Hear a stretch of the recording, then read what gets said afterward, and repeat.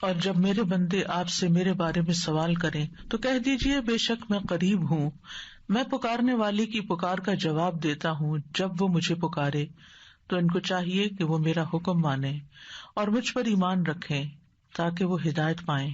فاستغفروه ثم توبوا إليه إن ربي قريب مجيب.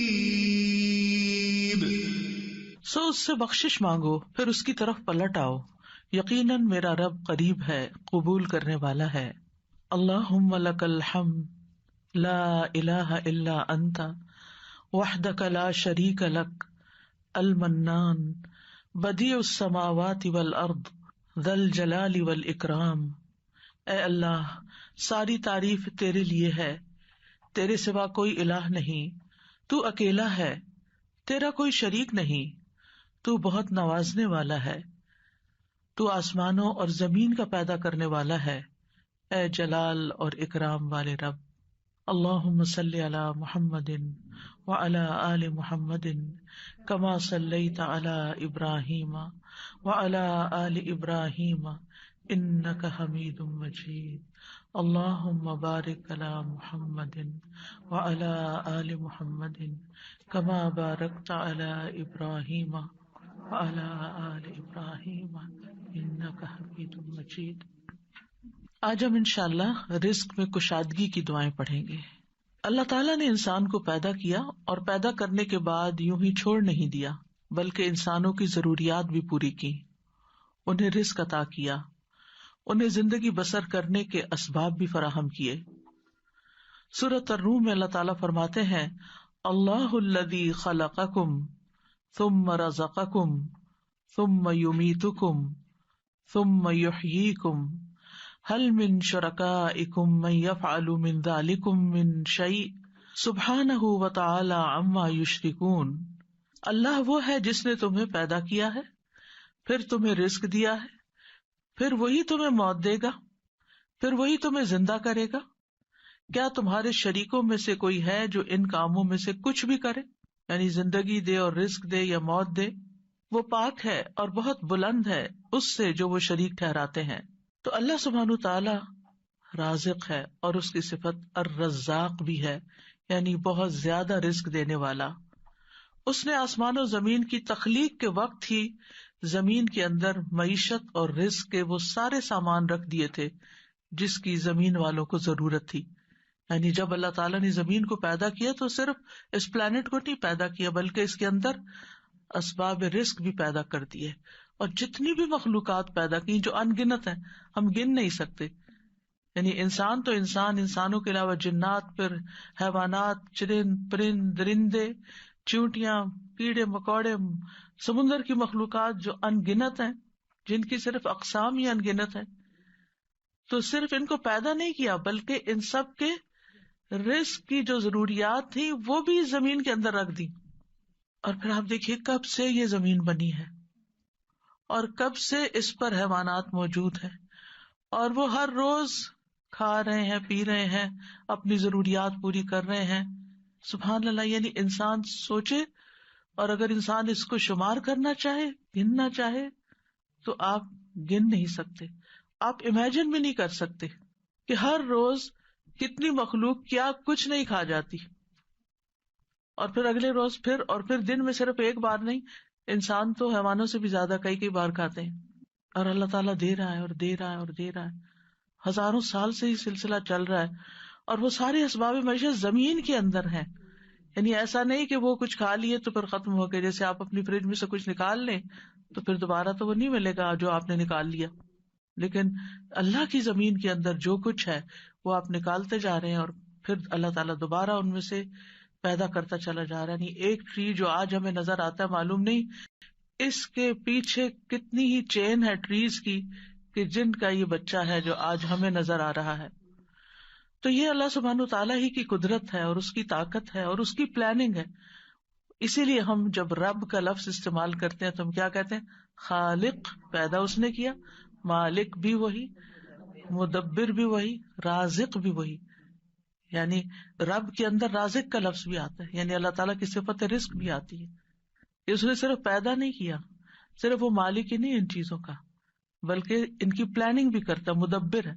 اور پھر اس کے ساتھ ساتھ اس نے ان سب کے رزق کا بھی اہتمام کیا. اور رزق تو ایک چیز ہے، اور بھی تمام ضروریات کا اہتمام کیا ہے. سورۃ ہود میں آتا ہے وَمَا مِن دَابَّةٍ فِي الْأَرْضِ إِلَّا عَلَى اللَّهِ رِزْقُهَا، زمین میں چلنے والا کوئی جاندار ایسا نہیں مگر اس کا رزق اللہ ہی کے ذمے ہے. وہ پرندوں کو ان کے گھونسلوں میں، درندوں کو ان کی گھات میں، مچھلیوں کو سمندر کی تہہ میں، چیونٹیوں کو ان کے بلوں میں رزق فراہم کر رہا ہے. اور رزق کا مالک بھی صرف وہی ہے. سب کچھ اس کے ہاتھ میں ہے، سب کچھ اس کے اختیار میں ہے. وہ جس کے لیے چاہتا ہے رزق کشادہ کر دیتا ہے، اور جس کو چاہتا ہے نپا تلا دیتا ہے، جس کے لیے چاہتا ہے تنگ کر دیتا ہے. ان اللہ یرزق من یشاء بغیر حساب. لیکن بندوں کے لیے حکم کیا ہے کہ وہ نکلیں، رزق کی تلاش کریں، اللہ سے رزق طلب کریں. فابتغوا عند اللہ الرزق واعبدوہ، سو تم اللہ ہی کے ہاں رزق تلاش کرو اور اسی کی عبادت کرو.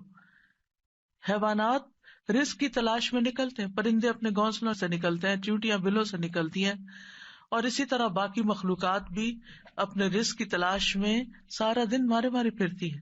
صبح خالی پیٹ نکلتے ہیں اپنے گھونسلوں سے پرندے، اور رات کو پیٹ بھرے واپس لوٹتے ہیں. لیکن پیٹ بھرنے کے لیے ان کو محنت کرنی پڑتی ہے اور کوشش اور بھاگ دوڑ کرنی پڑتی ہے، جو وہ سارے کر رہے ہوتے ہیں.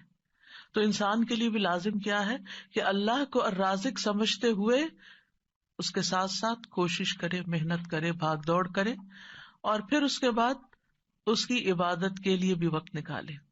پرندوں کی تو تسبیح کافی ہے، لیکن انسان کو عبادت کے مختلف طریقے سکھائے گئے ہیں.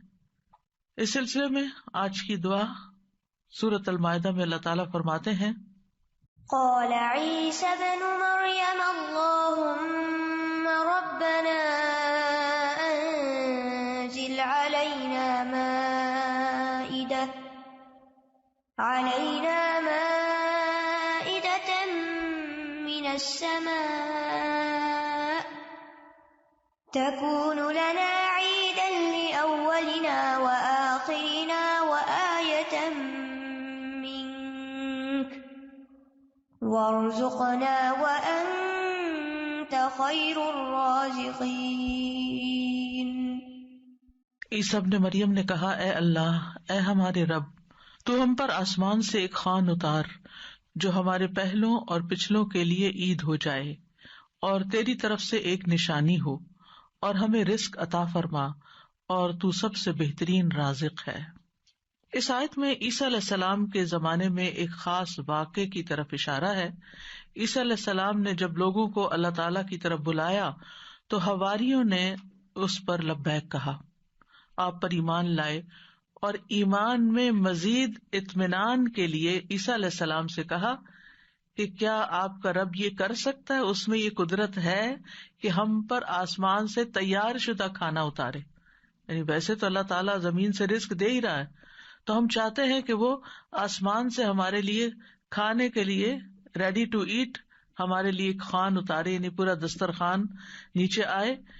تو عیسیٰ علیہ السلام نے انہیں اس مطالبے سے روکا اور اللہ سے ڈرایا، کیونکہ یہ ایک طرح کا معجزہ تھا، اور معجزہ طلب کرنے کے بعد اگر کوئی شخص اللہ تعالیٰ کی بات نہیں مانتا تو پھر اس کی سزا بہت سخت ہے.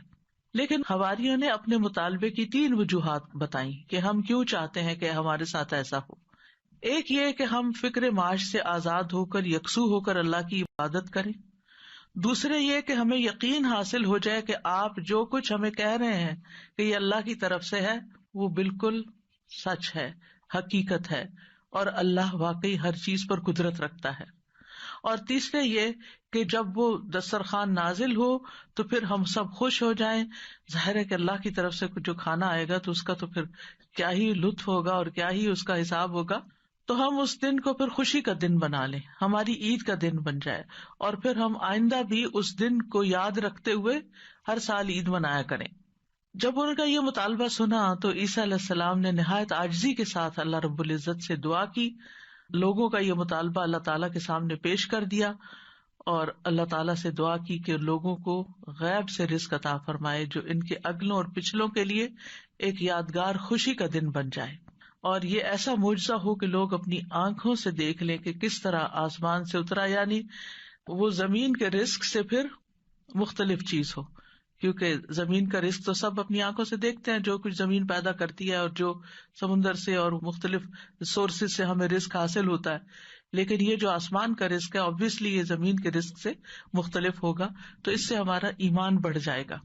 تو عیسیٰ علیہ السلام نے عرض کی قال عیسی ابن مریم اللہم ربنا، آپ دیکھیے دعاؤں میں یا اللہم آتا ہے یا ربنا آتا ہے، یہاں عیسیٰ علیہ السلام نے دونوں صیغے استعمال کیے ہیں، اللہم ربنا یعنی حواریوں کا مطالبہ قبول کر کے اللہ سبحانہ وتعالیٰ سے نہایت عاجزی کے ساتھ دعا کی کہ اے اللہ، اللہم اے اللہ، ربنا جو ہمارا پالنے والا ہے، جو ہمارا رب ہے۔ اور اس سے یہ بھی ظاہر ہوتا ہے کہ عیسیٰ علیہ السلام اپنے آپ کو نہ اللہ سمجھتے تھے، نہ اللہ کا بیٹا، اور نہ ہی رب سمجھتے تھے، بلکہ وہ اللہ سبحانہ تعالیٰ کو یا اللہ اور یا رب کہہ کے پکار رہے تھے۔ تو اس سے کیا ظاہر ہوتا ہے کہ وہ خود رب نہیں تھے، اور نہ ہی وہ اس کے قائل تھے، اور نہ ہی وہ کسی چیز میں اپنا کوئی اختیار سمجھتے تھے۔ اور پھر یہ بھی دیکھیے کہ حواریوں نے عیسیٰ علیہ السلام سے یہ کیوں کہا کہ آپ دعا کریں؟ اگر وہ انہی کو رب مانتے ہوتے تو انہی سے مانگ لیتے۔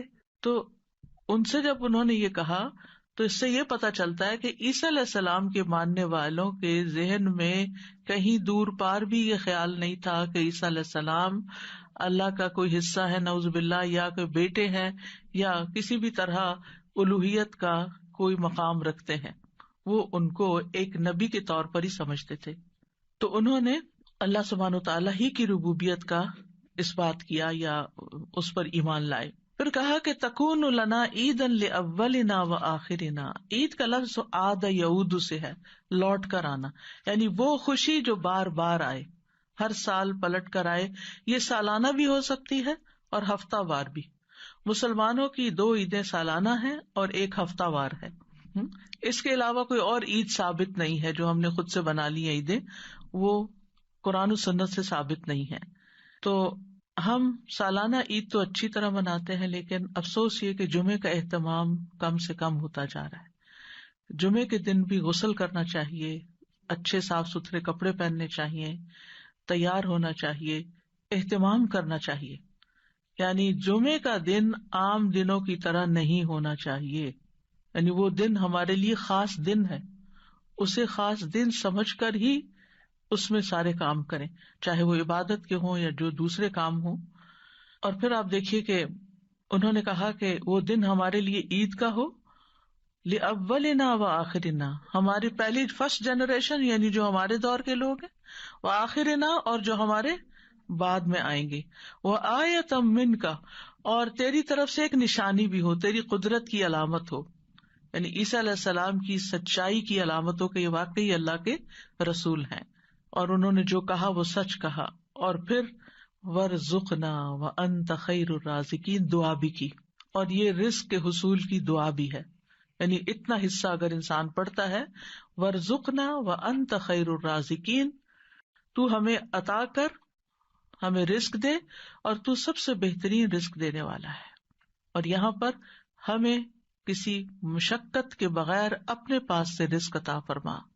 اب آپ دیکھیے کہ اللہ سبحانہ تعالی بہترین رازق ہے، یعنی کس اعتبار سے کہ جو اس کی طرف سے رزق آتا ہے وہ اپنی کیفیت کے اعتبار سے اور کمیت کے اعتبار سے بہترین ہوتا ہے، یعنی سب سے افضل ہوتا ہے۔ اور انسانوں نے اس کی جو شکلیں بنا لی ہیں، پروسیس کر لیا اس کو، تو وہ اپنی کیفیت کے اعتبار سے بہترین نہیں رہا، کیونکہ انسانوں کے لیے اس طرح فائدہ مند نہیں۔ آپ نے دیکھا ہوگا کہ جو چیزیں نیچرلی اگتی ہیں، گرو کرتی ہیں، اور جو فریش فوڈ آپ سی سے لیتے ہیں، سی فوڈ ہوتی ہے یا کچھ، یا ہم باقی غذاؤں کے مقابلے میں زیادہ صحت مند غذائیں ہوتی، خیر الرازقین۔ اور اس لیے بھی خیر الرازقین کہا گیا اللہ تعالیٰ کو کہ لوگ اگر اللہ تعالیٰ کی نافرمانی بھی کریں تو بھی وہ ان کو اپنا رزق دیتا ہے، وہ کفر بھی کریں، اس کا انکار بھی کریں، اس سے ناراض بھی ہوں، پھر بھی رزق دیتا ہے. لیکن بندوں میں سے جو کسی کو رزق دیتے ہیں وہ ایسا نہیں کرتے، حتیٰ کہ ماں باپ بھی اگر دیکھتے کہ بچے بات نہیں مانتے تو ان سے کنارہ کش ہو جاتے ہیں. آپ جہاں جاب کرتے ہیں جاب نہیں کریں تو آپ کو کوئی سیلری نہیں دے گا. انسانوں کا معاملہ یہ ہوتا ہے. لیکن اللہ سبحانہ تعالیٰ آپ عبادت کریں یا نہ، آپ نماز پڑھیں یا نہ، آپ روزہ رکھیں یا نہ، وہ آپ کو کھانے کو دیتا رہے گا. تو اس دعا سے یہ پتا چلتا ہے کہ انسان جب دعا کرے تو بہت عاجزی کے ساتھ دعا کرے اور اللہ تعالیٰ کو اس کے بہترین ناموں کے ساتھ پکارے. اللہم ربنا، یہ دونوں نام اکٹھے بھی کر سکتے ہیں، اور اس کے علاوہ بھی یا رزاق، یا فتاح. اور پھر یہ کہ انتہائی عاجزی اور انکساری رویے میں بھی ہونی چاہیے کہ اللہ ہم محتاج ہیں، تو دینے والا ہے. اور پھر اللہ تعالیٰ سے بہترین رزق مانگنا چاہیے، یعنی تو بہترین رزق دینے والا. اللہ تعالیٰ کی صفت کو بیان کیا جا رہا ہے، یعنی ہمیں بھی ایک طرح سے انڈائریکٹلی کیا کہا جا رہا ہے کہ ہمیں بھی بہترین رزق عطا فرما. رزق کیا چیز ہے، یعنی رزق کا اطلاق کس کس چیز پر ہوتا ہے؟ ابن منظور لسان العرب میں کہتے ہیں رزق سے مراد ہر وہ چیز ہے جس کے ساتھ ہر زندہ مخلوق کی زندگی قائم ہوتی ہے، یعنی جس پر زندگی کا انحصار ہوتا ہے، خواہ وہ چیز مانوی ہو یا مادی ہو. مانوی سے مراد یعنی جس کو ہم چھو نہیں سکتے، جس کو ہم جانتے ہیں، سمجھتے ہیں، محسوس کرتے ہیں، یعنی انٹینجیبل جس کو آپ کہہ سکتے ہیں. تو رزق دونوں طرح ہوتا ہے، ٹینجیبل بھی اور انٹینجیبل بھی. اسی طرح بعض نے یہ کہا کہ ہر نعمت ہی ایک طرح سے رزق ہے، یعنی جتنی بھی نعمتیں ہمیں ملی ہیں وہ ساری رزق ہیں. یعنی صرف مال ہی رزق نہیں ہے بلکہ رزق کا ایک وسیع دروازہ ہے. ہر وہ چیز جو اللہ تعالی بندوں پر نعمتوں کی صورت میں انعام فرماتا ہے، جیسے مال، اولاد، ہسبینڈ، اہل و عیال، ماں باپ، پھر اسی طرح صحت، محبت، قبولیت، یہ ساری چیزیں رزق کہلاتی ہیں. اور یہ اللہ تعالیٰ کی طرف سے تقدیر میں مقرر کر دی گئی ہیں، یعنی اللہ تعالیٰ نے ہر بندے کا رزق مقرر کر رکھا ہے کہ اس کو کتنا دینا ہے. تو انسان کے لیے پھر کیا لازم ہے کہ اللہ جب دے تو پھر انسان شکر ادا کرے. جیسے اوپر میں نے ذکر کیا کہ حصی اور مانوی دونوں اعتبار سے جو نعمتیں ہمیں ملی ہیں وہ رزق ہے، تو محبت بھی ایک رزق ہے. حضرت عائشہ کہتی ہیں میں نے نبی صلی اللہ علیہ وسلم کی ازواج میں سے کسی پر رشک نہیں کیا سوائے خدیجہ رضی اللہ عنہا کے، اور میں نے حضرت خدیجہ کو نہیں دیکھا، یعنی ان کو زمانہ نہیں پایا. وہ فرماتی ہے کہ رسول اللہ صلی اللہ علیہ وسلم جب بکری ذبح کرتے تو آپ فرماتے کہ اس کا گوشت خدیجہ کی سہیلیوں کو بھیج دو. وہ کہتی ہے کہ ایک دن میں غصے میں آ گئی میں نے کہا آپ ہر وقت خدیجہ خدیجہ کرتے ہیں اور اس کی سہیلیوں تک کا خیال رکھتے ہیں. تو رسول اللہ صلی اللہ علیہ وسلم نے فرمایا انی قد رزقت حبھا، مجھے خدیجہ کی محبت عطا کی گئی ہے، یعنی اللہ نے میرے دل میں اس کی محبت ڈالی. انسان کسی کو مرنے کے بعد صرف محبت کی وجہ سے یاد رکھ سکتا ہے کہ جس کے ساتھ آپ کا کوئی قلبی تعلق ہو، اور یہ بھی اللہ دلوں میں ڈالتا ہے.